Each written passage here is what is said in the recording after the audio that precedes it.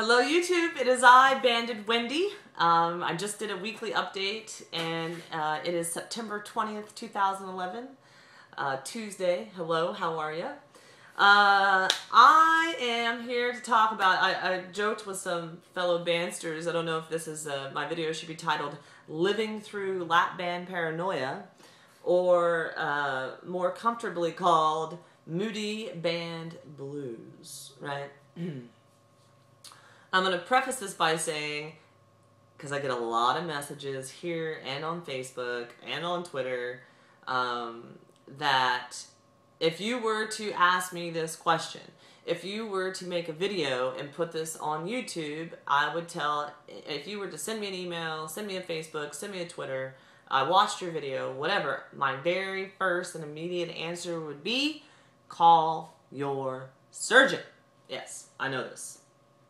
I know this. Preface that, I did. I actually texted my surgeon, and my surgeon is in France.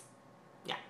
And I already have an appointment with him on the 27th, which is 7 days away. Yeah.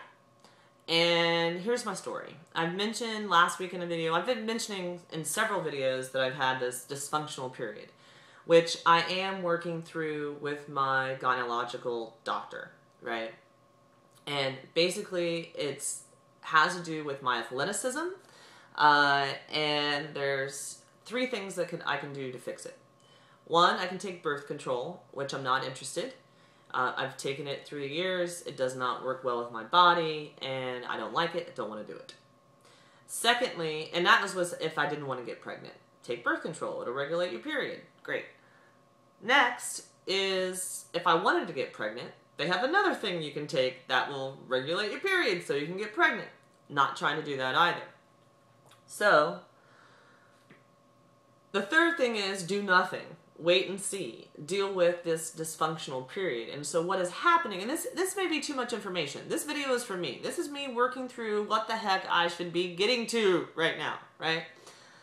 So, what's happening to me physically on the female front is that my uterus is thickening, meaning not everything is being shed all the time. And in the last 7 weeks, I have had a visit from Aunt Flo, and my new terminology is Spotty Joe.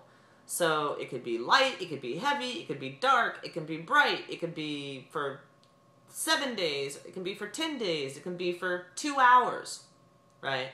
So I've been working through that with my surgeon, or my gynecologist, and I have another appointment with him in October, and we're going to revisit the whole thing. It's seeming to be progressing, right? And so the point of even sharing that is, whatever that happens, since getting, I mean, I think it probably happened the whole time, but since getting within like 5 to 10 pounds of my goal weight, you know, the level of PMS is heightened in my body. I often feel like a day or two before I get my period, I can be starving, and that's been for a while, like starving, like ravenous, you know? And then my period comes and that all kinds of goes away. The other thing that's really been heightened is my internal swelling. You know, my lap band is around my stomach, and there's a bunch of other organs and stuff going on there, and when my period, and dysfunctional or not, comes, everything inside swells up. So when that swells up, the band gets tight, right? Tighter. My band's at like 5.25, 5.5, 5.25. I'm not real sure right now. And I haven't had a fill since March, and before that I hadn't had a fill since June. And I've had unfill and defill a couple of times. So anyway, after the triathlon last Sunday, I pretty much tried to eat and didn't have much luck. And much luck eating, you know, not having much luck eating in the world for me of LapBand means I have to stick with liquids, clear liquids or a thicker liquid, but it has to be liquids. Solid protein doesn't sit well, and I don't like that feeling, and thus it comes back up. Which is not a traumatic experience for me mentally or physically, externally. But this is the, you know, part of this question mark in this conversation. What's the trauma inside, right? I have one lap band. I'm a cash pay patient.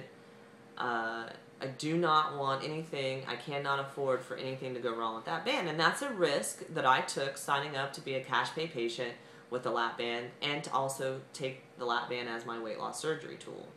A lot of great benefits for me in my world for the LapBand.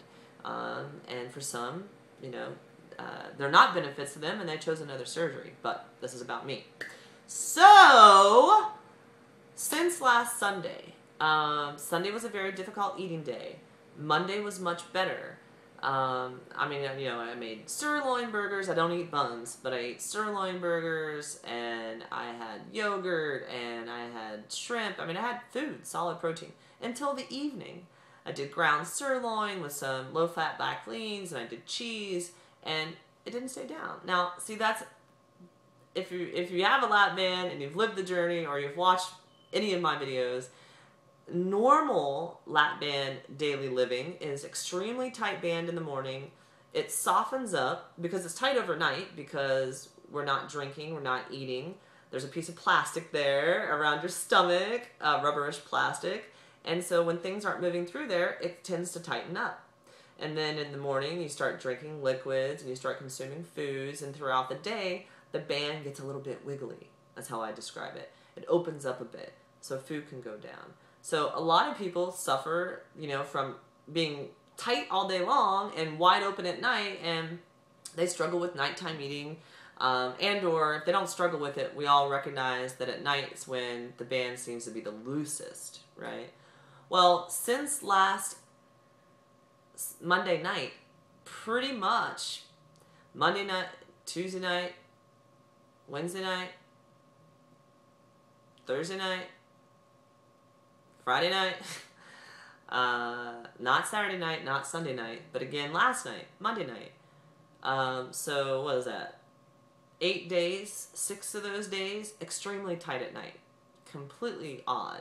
There's been pain and discomfort in my lower ab, my upper ab, the port area. So I'm like, oh no, it's my LapBand, and that's the paranoia. Oh no, I twisted my tubing in that freaking ocean swim last weekend. And then on Saturday, the same day I had that tenderness and discomfort, I had it on the other side, which is not even close to my port, not related to my LapBand. And we're talking on a scale of 1 to 10, discomfort level, pain level, a 6. That's pretty intense, you know. I'm pretty tough, right? So anyway, backtrack to started on last Sunday. By Wednesday night, I was like, okay, I don't need to lose any more weight. Going through all the pros and cons of contacting my surgeon, and okay, even if it is my dysfunctional period, this ain't right, you know. So I sent my surgeon a text message like, "Are you in the office tomorrow? I'm in France." Right. So the advice I'd give all of you: contact your surgeon. I did it via text message because I love my doctor. Right. He's also a LapBand patient. And 8 years, going on 9 years post-op LapBand. He's great, and he's a phenomenal surgeon, and I love that he's my pocket peep, you know? But he's in France, and I'm not going to France to see him. And he gave me great advice. He told me to contact his office. He's got a PA there. He even recommended another local surgeon, but that doesn't work because of the whole insurance issue, so I can't do that. So it's the PA. And so I'm like, oh, I'll wait and see. You know, I'll do my liquids. So I've been really creative with a lot of great liquids, and I've been hitting high calorie marks. I'm in maintenance. So, you know, I eat anywhere from 1,200 to 1,800 calories. I get anywhere from 80 to 120 proteins, you know, 84 to 135 ounces of water, and, you know, 200 calorie burn to 600 calorie burn. So I'm still living my life, and I'm doing everything, and I'm getting all my nutrition, taking all my vitamins, but it's just not through necessarily firm proteins. But then on Saturday night, when this pain, discomfort, I go to the bathroom, Spotty Joe shows up. So this is the connection between what's going on with my hormonal, physical, female self and my LapBand. And, you know, I hear people talk about it ever so lightly on YouTube, but I'm here to ask if anybody out there is watching my video who's had, you know, anything to do with their hormones or their periods, their female body self, right? And the relation to the LapBand, I want to hear about it. Please send me a link to your video. Tell me about your situation. I just want to know, you know? Anyway, that pain went away. Spotty Joe showed up. I could eat. I ate firm foods, solid foods on Saturday night and all day Sunday for the first time pretty much all week. And it was great, like wide open. I mean, my friend brought me a lemon bundt cake. I usually can't eat a lot of cake. It just kind of sits and builds up. I ate the whole freaking thing.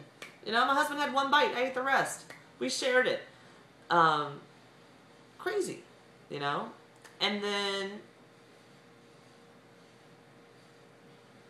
yesterday was fine. I ate firm protein for lunch. So I'm like, okay, I can eat firm protein again. I'll do it again. And I did call to see the PA. I can go up until Wednesday at 4:45 because insert air travel. I'm air traveling this week. I'm going to Seattle for a trade show for work. And if you've watched my videos or you live with the LapBand, there's a very good chance that you're like me. And when you have air travel, the elevation tightens up the band. How much more tight can I go? You know?